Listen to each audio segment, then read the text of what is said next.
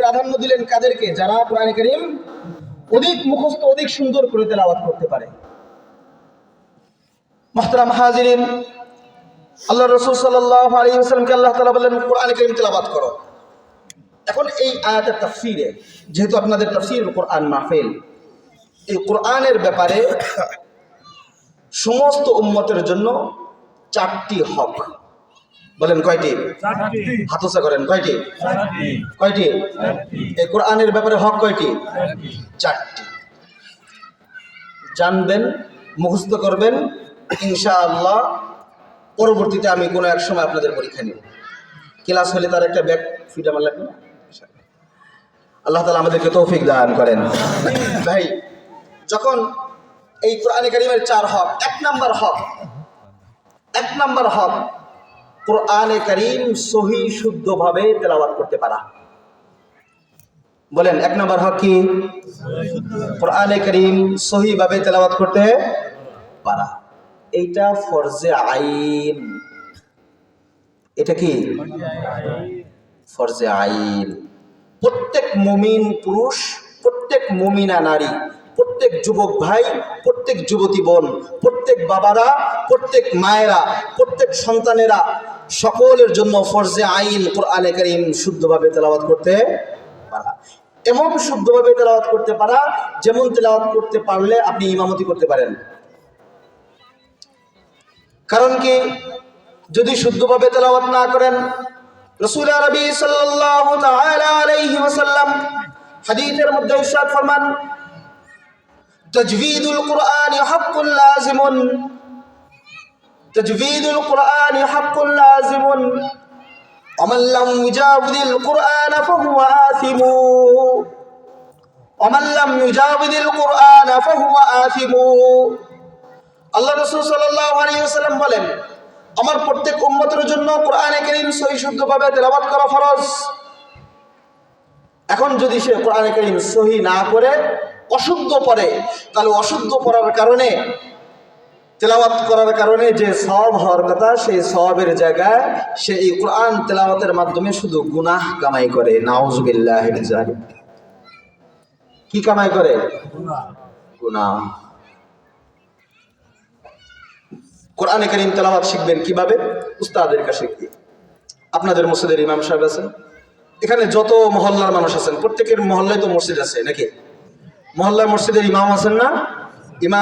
ইমামের কাছ থেকে কোরআনে কারীম সহি শুদ্ধভাবে তেলাওয়াত করবেন। রাজি আছেন তো ইনশাআল্লাহ? মৃত্যুর আগে আমি কোরআনে কারীম সহি করতে করতে মরবো ইনশাআল্লাহ, এই চিন্তা চেতনা রাখতেই হবে। আপনি যদি চেষ্টা করেন আর যদি আপনার নাও হয়, আপনি আপ্রাণ চেষ্টা করতেছেন, কিন্তু এর মধ্যে যদি আপনার মৃত্যু চলে আসে, তাহলে এই কোরআনে কারীমকে মহব্বতের কারণে, কোরআনে কারীম তেলাওয়াত শিখার আপ্রাণ চেষ্টা করার কারণে এই কোরআনে কারীমের সাথে আল্লাহ রাব্বুল আলামিন আপনাকে হাসর নাসর করাবেন ইনশাআল্লাহ। আর যদি চেষ্টা না করেন তাহলে ভাই গুনাহগার হয়ে যাওয়া লাগবে। এজন্য 1 নাম্বার হক কোরআনে কারীম সহি শুদ্ধভাবে তেলাওয়াত করা। 2 নাম্বার হক এই কোরআনের মধ্যে যত বিধিবিধান আছে তার উপরে আমল করা। কোরআনের যত আমল আছে, আদেশ আছে আল্লাহ তাআলার, সব পালন করা, আর যত নিষেধ আছে সব বর্জন করা।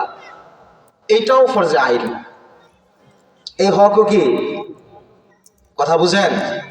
হুজুর এখন তো ভালো লাগতেছে না, কাজের কথা কর। ঘটনা না কবেন, ঘটনা শুনবো, চোখের পানি ফেলবো, আর তারপরে দোয়া করে আল্লাহ তাআলার কাছ থেকে গুনাহ মাফ করানোর পরে খিচুড়ি নিয়ে বাড়িতে যাব। কাজের কথা কোন কেন? এই তো ভালো লাগে না ভাই। ভালো লাগতে হবে, একটু লাগান ভাই। আপনার অন্তরের মধ্যে শয়তান ভর করছে ভাই, গাফলত ভর করছে, আপনার নফস আপনাকে ধ্বংসের পথে নিচ্ছে ভাই। 1 বিন্দু পরিমাণ আপনার নফস সেদিন আপনাকে সাহায্য করবে না। শয়তানকে আপনি বলবেন সেদিন, এই তুমি আমাকে সাহায্য করো। এই যুবক ভাই, তুমি সেদিন বলবা, ও আমার ভাই, ও আমার নেতা, তোমার নেতৃত্ব আমি মেনে আমি কোরআন তেলাওয়াত করতে পারি নাই, আজকে আমাকে কোরআনে কারীম, এই যে আমি আয়াত বের করে আপনাদেরকে শোনাচ্ছি। আল্লাহ, সূরা সাবা 22 নম্বর পারার 10 নম্বর পৃষ্ঠা। وقال الذين استضعفوا للذين استكبروا بل مكر الليل والنهار إذ تأمروننا أن نكفر بالله ونجعل له أندادا وأسروا الندامة لما رأوا العذاب وجعلنا الأغلال في أعناق الذين كفروا هل يجزون إلا ما كانوا يعملون এর আগে বলেন وقال الذين استكبروا للذين استضعفوا أنحن صددناكم عن الهدى بعد إذ جاءكم بل كنتم مجرمين যারা আছে আমরা যারা নিচু স্তরের আছি তারা যাদেরকে নেতৃত্ব মানতে গিয়ে আমরা কোরআন তেলাওয়াত করতে সময় পাইলাম না, মিছিলের পর মিছিল, মিটিংয়ের পর মিটিং, ব্যস্ততার পর ব্যস্ততা, কিন্তু কোরআন খোলার সময় পেলাম না, কোরআন তেলাওয়াত করার সময় পেলাম না। এরা সেদিন বলতে থাকবে নেতাকে, ও ভাই, ও আমার লিডার, ও আমার নেতা, ও আমার নেত্রী, এই যে আমি আপনার নেতৃত্ব মেনেই তো আমি আজকে এই জাহান্নামে আসছি, আপনি আমার থেকে একটু জাহান্নামের আগুনটা কমাই দেন। তখন সেই নেতা কি আপনাকে উত্তর দিবে? আল্লাহ তাআলা বলে দিয়েছেন সূরা সাবা 32 নম্বর আয়াত, তারা বলবেন আনাহনু সাদানাকুম আনিল হুদা, এই তোমাদেরকে কি আমরা হিদায়াত থেকে হাতে ধরে বাধা দিয়েছিলাম নাকি?